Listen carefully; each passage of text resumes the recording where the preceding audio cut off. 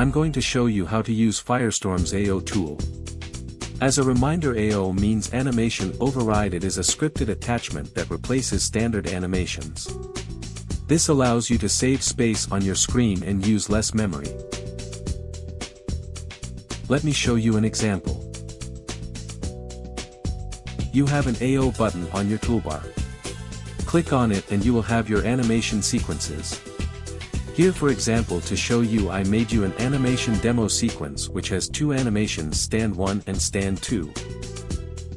To activate or not this AO, simply click on the check mark at the top right of the button. Now I show you how to do it. I put an AO HUD to take the animations and copy them into a directory. Maybe you already have animations or pauses in a folder.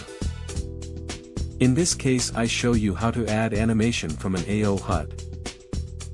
Right-click on the HUD. And Edit. By default, the Content tab should show us the different elements. You have to wait a few seconds. We prepare a file to receive the animations. Here I created a demo animation folder.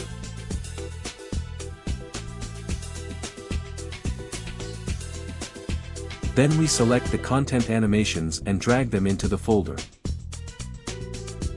Now we are ready. We have a directory with animations.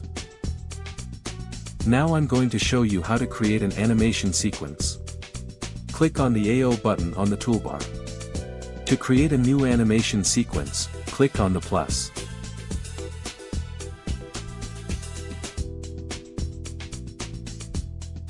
Then we move the animations into the Firestorm animation tool. If you have multiple sequences, select the default sequence.